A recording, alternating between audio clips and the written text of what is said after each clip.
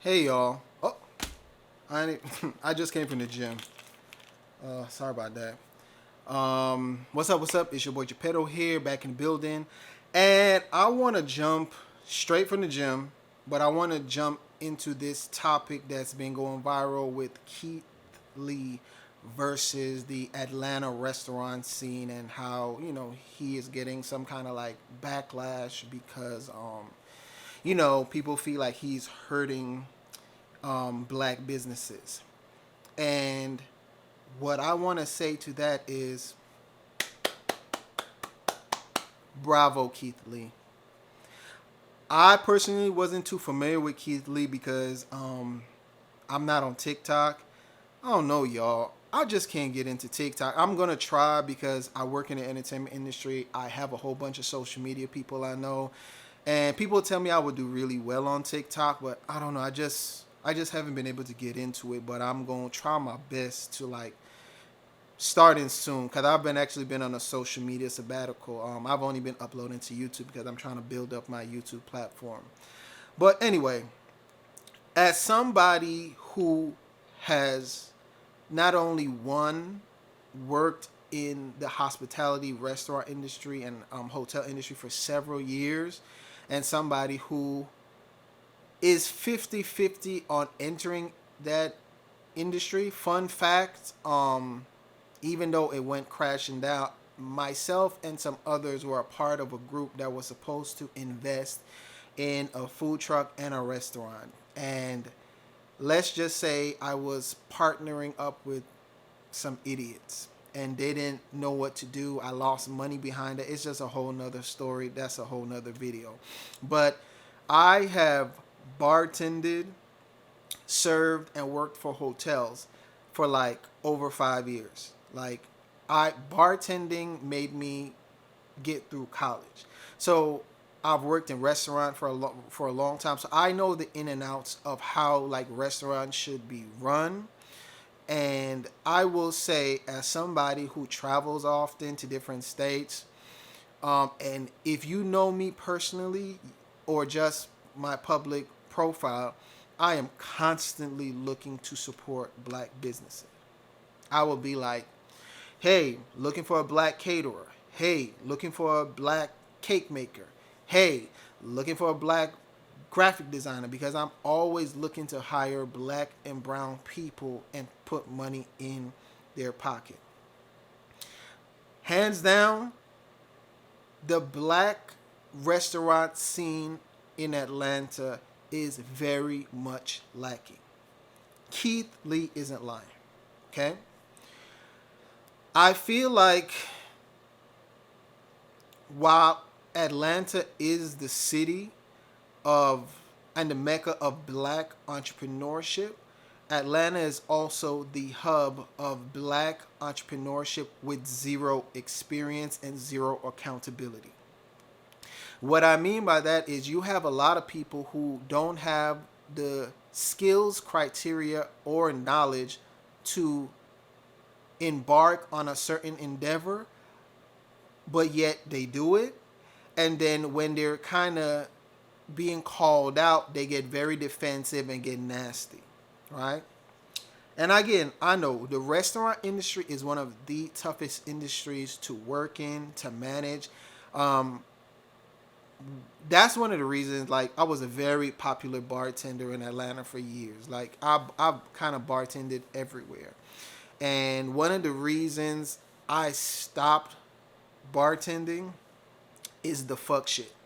I just couldn't deal with the bullshit. Like, it's so much because especially when you work at some of the black establishments, I'll give y'all I'm gonna give y'all a lot of inside stories. There's one very popular black restaurant that is still in existence to this day. I bartended there for over a month. And bartenders and servers typically only get paid like $2 or $3 an hour. It's not much. But after 2 weeks you still are supposed to get a check. I bartended with this one restaurant for over a month. full 40 hours, maybe even more than 40 hours, and never got a check. So I asked the owner, I was like, hey, I've been working here for like over a month, haven't had a check. I know it's not going to be a whole bunch of money, but it's still some money. He kept saying like, what? Okay, let me ask so and so and I'll get back to you. I'll get back to you. I never got paid from that restaurant. And that's not, you know, a one-off. If you talk to a lot of people who've worked in the Atlanta hospitality scene, it's very common. These black establishments, they don't pay you on time. It's always some BS. It's always some drama. And what I feel the major problem is because there's a lot of people who embark in entrepreneurship and they just don't have the skills. With a restaurant, it's more than just a space and food. Restaurants, you need somebody who can handle your inventory, your loss. Customer, there is an art to customer service, right? And I feel like a lot of the black establishments in Atlanta is kind of like a take it or leave it approach. Like, oh, the food wasn't good, the food takes too long, so it's kind of like, oh well, because they let so much money go out the door. And you have some people who just feel like, okay, my aunties can cook, and my cousin, she used to bartend at a strip club, so cool, I'm gonna open up a restaurant. So they don't have any knowledge or seek tutelage from somebody already in the industry that could break stuff down. Because I feel like when I was looking to open up a restaurant here, I specifically had told my team we should partner up with somebody who already has some running restaurants, even if it's an internship or we bring them on as a consultant and we pay them so they could like walk us through the steps. And there's people who have that job, like they help people open up restaurants. They're literally going to go down a chain of like a checklist, I mean, of things like, hey, you need this, you need that, you need that, you need that, or whatever. And I feel like Atlanta, a lot of people just come into some money and they just decide that they are going to open up a restaurant.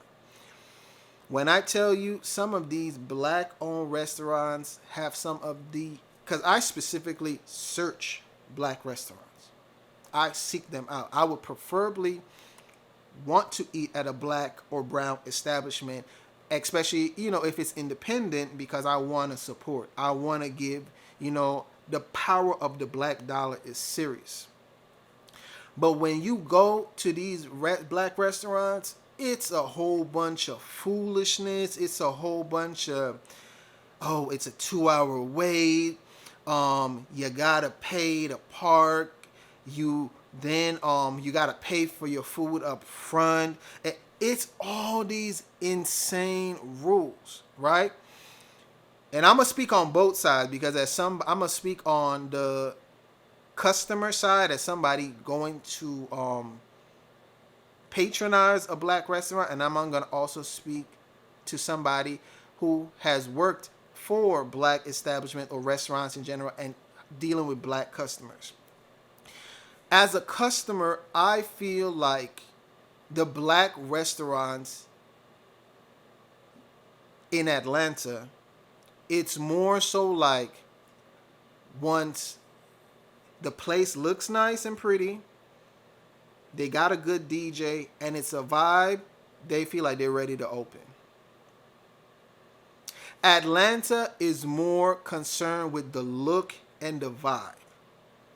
They don't really like quality of food, and customer service is like last on the list, and efficiency last on the list. You would walk into a spot, host won't greet you, got an attitude on her phone, his phone, very dry, always gonna be hour and a half, and you're like, okay, I'll wait.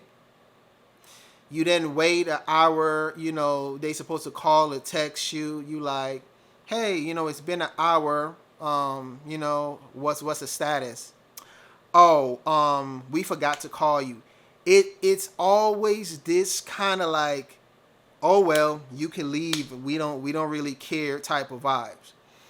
And it sometimes get to the point where it seems like you're like forcing them to take your money. It's been times where I've tried to call in an order for some place. The phone is ringing, ringing, ringing, ringing, ringing, ringing. Then when you finally get somebody, they put you on hold. Then when they put you on hold, they take your order. You know, you show up, the food not ready.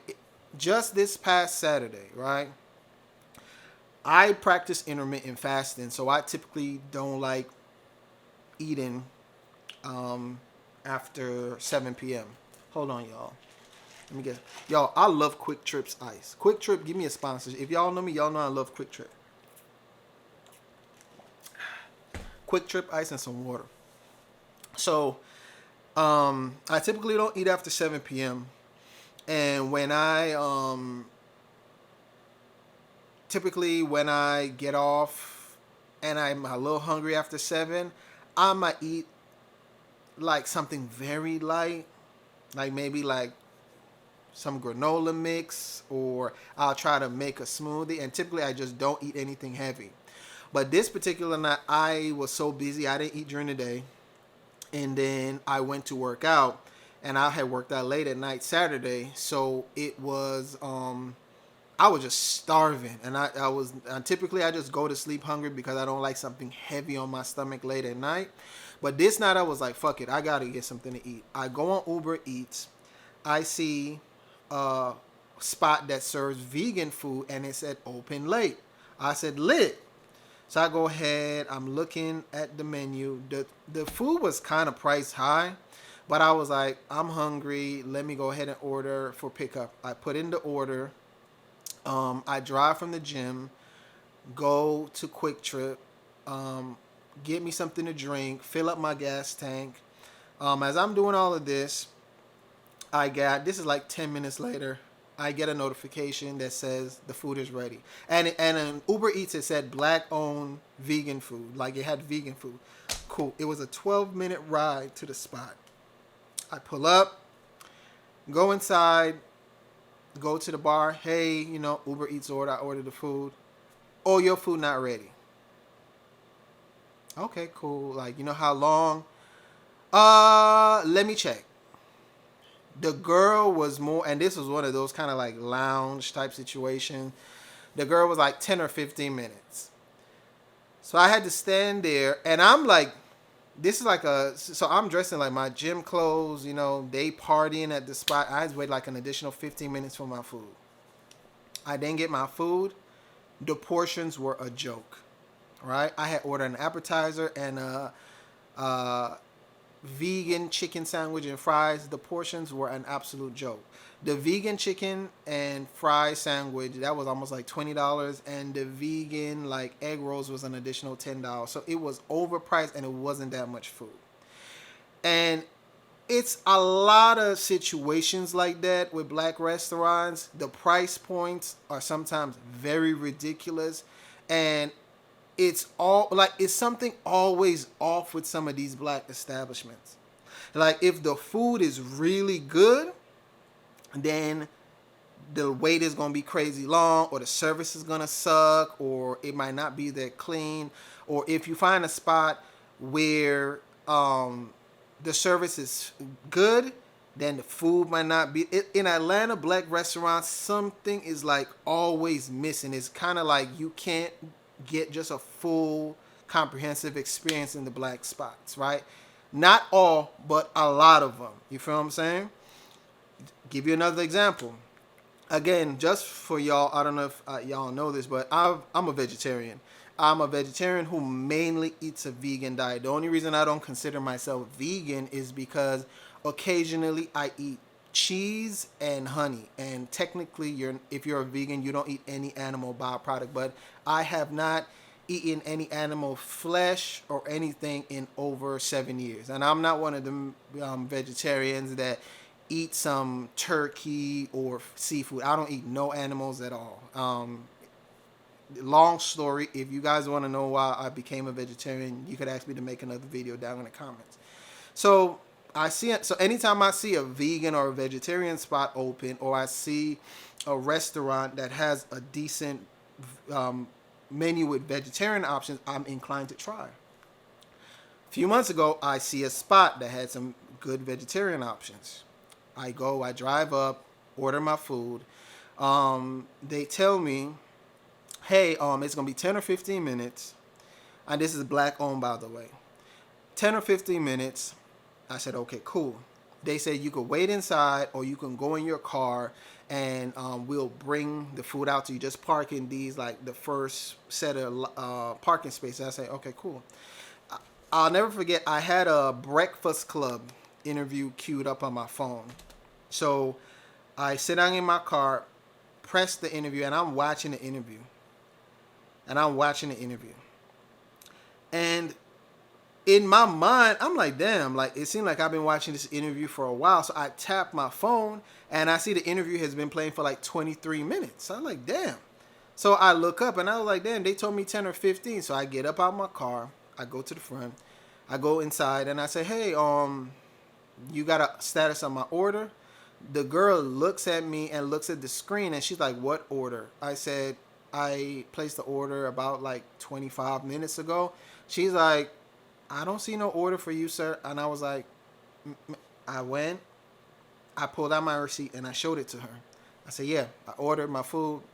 The guy who was in the front told me that somebody was going to bring me the order, in 10 or 15 minutes. It's damn near about to be like 30 minutes. She goes in the back, calls the guy. The guy comes out. He's like, oh, yeah, bro. He's like, oh, snap. He's like, I think somebody went with your order. And I'm like, somebody went with my order? He's like, oh, man, I'm sorry, bro. He's like, let me tell chef, let me have chef remake my food. I said, well, like, what happened? He's like, I don't know. I think somebody took your order. So I was like, okay. And I was like, well, how long is it going to take? So he was like, well, let me go and tell chef to come back in the kitchen. It might be like another 20 or 30 minutes. So I said, absolutely not. Go ahead and give me a refund. Cool. It was like 20 something dollars was my food. He's like, oh, well, I got to get my manager. I said, okay, get your manager. He then goes, gets the manager, and I say, he's like, oh, what's wrong? I said, hey, nothing wrong. Just go ahead, give me a refund. I ordered this. They told me it was gonna be ready in 10 or 15 minutes. It's not ready, and I gotta go. So the guy is like, I'm sorry about that, sir. I'm gonna tell chef to make it right now. And I was like, nah, you ain't gotta do that. Just give me a refund. He's like, but I got you, like the chef. And I was like, no, I'm good. I'm ready to go. I've waited here 30 minutes. I need to go. So the guy's like, no, please, sir. Like, I want to make things right. I said, sir, you're good. Just give me a refund. So he's like, well, bro, this is my third day being an assistant manager here. And he said, and I don't know if he was lying or not, I don't know how to do a refund. So he was like, if I have to do a refund, I got to call the big boss. And then he tells me this whole long-winded speech. And then he's like, let me have the food made for you. I'm going to upgrade all your sides, and then I'm gonna throw in some extra sides, and I'm gonna throw in a free dessert and a drink for you. He's like, please, bro, please, just this and that. He was so much like begging me to take the food, and then I don't know if his job was on the line or whatever, but he was like begging me to just like not ask for a refund. So I was like, as much as I didn't want to, I was like, fine. Okay, I had to wait another 20 or 30 minutes, got the food, and guess what? The food was fucking terrible, right? And a lot of the black restaurant spots, it's like they take zero accountability for stuff. And I think I had even called later, and I was like, yo, I just ordered food there. The food wasn't good. I could bring it back. So they told me, like, no, they're going to have the manager reach out to me, whatever. Manager never reached out to me. In contrast, let me tell you how some other establishments do this, right? Where I live, there's like 2 Indian restaurants that I frequent, a lot of Indian menus tend to have a lot of vegetarian and vegan meals. So I went ahead and they always, for some reason, these two Indian restaurants, they always have like buy one get one meal. So I typically, I like to save money, so I typically order like a vegetable curry or a chan masala, which is like chickpeas, and like a spicy sauce. I typically order the buy one get one meals for those, and I eat one today, and I'll like do the second one tomorrow. It was one of the restaurants that I typically order from like every other week. The food came and the food sucked. It was just nasty. I immediately called and I was like, "Yo, bro, this chan masala is not it." The owner, he told me, "Hold on." He went in the back. He's like, "You know what? I see what you're talking about." He's like, I apologize." He said, "Look, you can come. I'll get the food freshly remade for you." I'm having the cook. He tells me it was like a new cook or something like that. He's like, "I'm having the cook fully make a new batch." So he said it might take a while. So he's like, "If you wanna come and wait, I could do that." Or he said, "Or you can reorder the same." He's like, "Or when you're ready to reorder through Uber Eats," he said, "order like something very cheap, like a soda, and then write a note, say, 'Hey, I'm so and so. I'm reordering the such and such meal.'" And he said, "I'll reimburse you. I'll give you all the food and some additional sides for the inconvenience." That's how you take care of customers. So even though the food was nasty that one time, I still ordered from them. Now, as far as the restaurants that Keith Lee gave bad ratings to in Atlanta, I have some experience with some of those restaurants, so I'm gonna speak on them real quick. I can say I'm gonna have Toast back a little bit. I had I ate at Toast and I had a good experience. Now I was told by people who had went to Toast that it's better to do a reservation. So I did a reservation at Toast. I think they took like a $50 deposit. Actually, it was myself and one of my social media clients, and we went. They did tell us that they were filled on the inside, so we could either eat at the bar or outside in the patio. We chose to eat outside of the patio. Toast is very tight on the inside. It's a lot smaller than I anticipated, but actually the patio was a better vibe. We ate outside of the thing. The only negative things I have to say about Toast is that I felt like Toast was a little bit overpriced because the server, I don't know if bro was having a bad day, but he just had low energy, and he was like, "Hey, he took about 10 minutes to initially take our order because he said he was wrapping up. He just looked drained." And I was like, "Okay, cool." He went 10 minutes later. He came back with drinks and all that stuff. And he put in the order. I had the French toast, the Caesar salad. I had a side of veggie sausage and the macaroni. The Caesar salad was like a handful. It wasn't worth that amount of money I paid for it. And the two sides of veggie sausage was like tiny veggie sausage, and it was like almost $10. It was just like overpriced to me. But the macaroni was good, and overall I had a decent experience at Toast. Now, as far as Old Lady Gang, I will say this: I like Candy. I think she's an amazing businesswoman, and I actually have a close friend of mine who works for Candy, who Candy single-handedly changed their life. So I know Candy is good people. I'll be very honest with you. I've heard way more negative stuff than positive stuff about Old Lady Gang.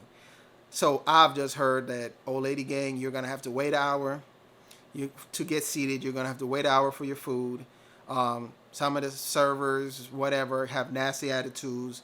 I heard that everything is extra salty, and sometimes the floor is sticky. So I've even heard people say that they got food and broken plates, all kind of stuff. So because I have so much respect for Candy, I just opted not to eat there. But I'm not gonna lie, I've heard a lot of bad reviews about Old Lady Gang, even though I have never been there. So that's just my 2 piece on that. As far as the Real Milk and Honey, my experience with them is one of the social media people I was reaching out to wanted to have an event. I had reached out to them via email, sent a professional email like, hey, looking to do an event with you guys. Please contact me this, that, and the third, with rates, whatever. I waited a few days, no response. Called them and I said, hey, following up, I'm working with a social media client, want to have an event there, woo, woo, woo. The girl was like, didn't have a response. Oh, well, we was busy. And then she said, well, let me get your information and I'll have one of the managers call you. I said, oh, cool. Never got a response. So what they said to in response to Keith Lee, it's not uncommon because like some of these Atlanta entrepreneurs, they just have a stankness and they don't care if money walks out the door. And what I don't like about what Candy said about the reason they like essentially lied to Keith Lee and saying like, oh well, because they get busy on the weekend, that's a bullcrap excuse. As somebody who worked in the restaurant industry, you know your volume. If you get super busy Friday, Saturday, Sunday, instead of having two bartenders, you hire additional weekend bartenders. So instead of having two bartenders, you have four. Instead of having 3 cooks in the kitchen, you have 5 or 6. You hire accordingly. And I feel like that's just the reason overall why the Atlanta food scene sucks. And especially with like the black on black transaction. I feel like some of the black business owners just kind of have a like, well, you know how it is, like you got to understand because you black. And it's not all of them because my go-to spot that is closed down and I'm so mad is what was called Highland Bistro. Highland Bistro, the first is was black owned. First time I went there, the service wasn't that great. The manager came out. He explained, he said, come back. And he always took accountability. And every time I went back, it was better and better. And that was my spot. Because the one thing about me, if it's good service and good food, I'm going to be there. And what I think overall, I'm so glad that Keith Lee came to Atlanta because Atlanta food scene needed that wake-up call, man. I need the people like Pinky Cole and all the other successful restaurateurs to have restaurant mentorship because you just got random people opening up restaurants with horrible customer service, horrible experiences, and they don't care. Like once they got your money, you know, they find a way to nickel and dime, charge you for this, charge you for that, charge you for the other. And that's why sometimes you have to mentally get yourself ready to go to a black establishment. When I go to certain white establishments, I'll be honest with you, half of that shit you don't go through. And it hurts my heart. And like I said, I've dined in other cities, and it's not that one of the 10 out of 10, it's a restaurant in Miami. I cannot recall the name of it, but we went there for brunch after ABFF. When I tell you they were packed, we walked in, we were seated within a few minutes. Food came out within 10 or 15 minutes. Clean, nice atmosphere, good vibes, amazing food, 10 out of 10. And I just don't know why it doesn't translate over to Atlanta. So I'm very, Keith Lee, keep doing your things. Because anybody that's sending the dude death threats and stuff, man, y'all are lame. Because Atlanta needed this. And I feel like the Atlanta black entrepreneurs and restaurateurs, they take advantage of the black dollar. So maybe this is what Atlanta needed to step their game up because it's just unfortunate and sad. So that's my thing with the whole Keith Lee drama. Keith Lee, if you ever come across this, proud of you, brother. You've built an amazing platform and keep your foot on their necks because you're also changing lives for the positive too. I see just by you giving a good review, people's business skyrockets, and that's amazing, brother. So salute to you. Atlanta restaurant owners, man, y'all gotta step it up, man, because we can't always rely on the fact that we just because we're both black, we have to support you. You gotta treat us good too. We don't care about grass and flower walls. We want good service and respect. All right, this is your boy Geppetto. Remember to like, comment, subscribe, and share, and I'll see y'all at the next one. Y'all see I came right after the gym and do this one, right? All right, y'all. Peace.